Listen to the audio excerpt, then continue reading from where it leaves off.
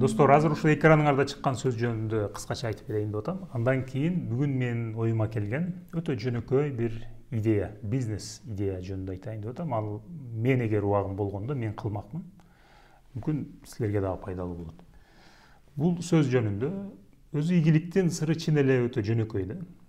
Жакшылап укташ керек, туура тамактаныш керек, спорт кылыш керек.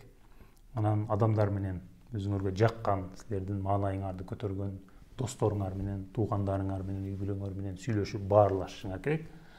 Анан 4 саат, 5 саат мындай толук кандуу, продуктивный иштеш керек. Анан ошону бир канча жыл кайталаш керек. Күн сайын ошону кайталаш керек.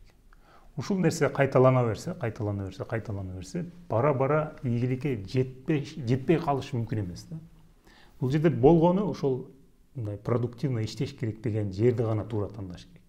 Силер туура тармакты тандап, өзүңөрдүн колуңардан келген, акча болгон, силерге кызыктуу ушул 3 нерсеге көңүл буруш. Биринчиден силердин колуңардан келет, ал жерде акча бар жана силерге кызык. Эми кандай идея келди бүгүн? Мына мындай элестеткиле.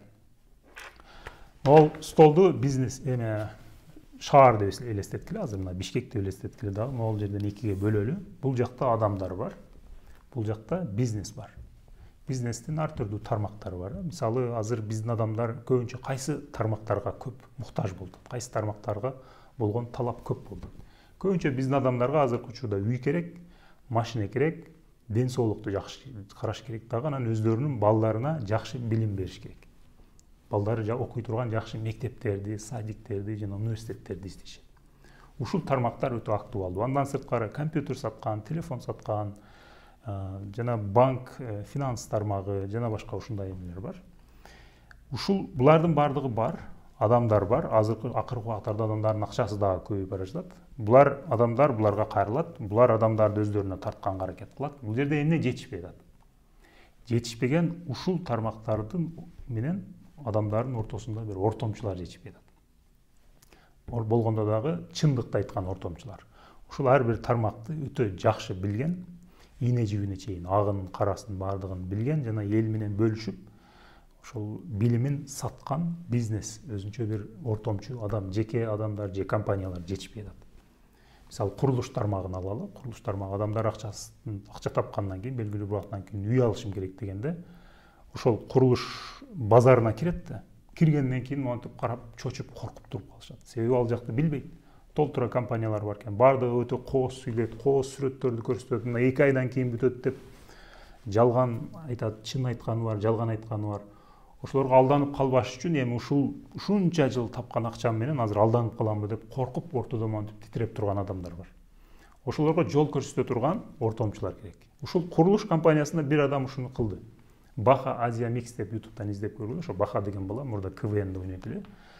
Бир канча жылдан бери курулуш тармагы жөнүндө толтура маалымат топтойт. Азыр Бишкекте кайсы жерде кандай курулуштар болуп атат, кайсы компаниялар курулуп атат, кандай баада, аларга ишенсе болобу, бул компаниянын репутациясы кандай, аларга акча берсе болобу, документтери барбы, жана башка ошолордун баарын ушунчалык жакшы өздөштүрдү дагы. Эми ошол маалыматын сатып, ортомчу болуп, сатып алуучулар менен курулуш компанияларынын ортосунда ортомчу болуп акча таап атат, бизнес кылып атат. Бир тараптан курулуш компаниялары буга көз каранды.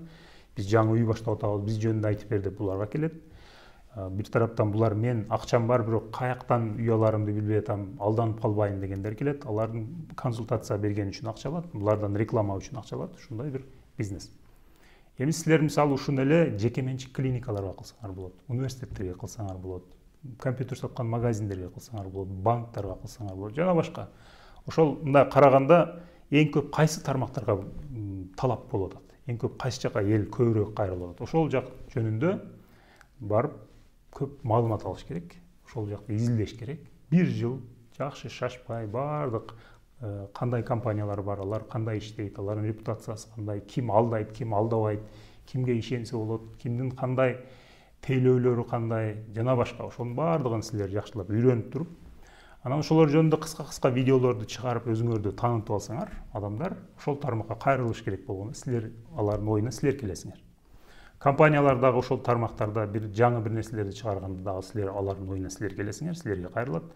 Ошентип эл менен бизнестин ортосунда ортомчу болуп бизнес кылсаңар болот. Өзүңөргө кызык тармакты тандагыла дагы. Азырдан баштап, азырдан изилдеп баштагыла.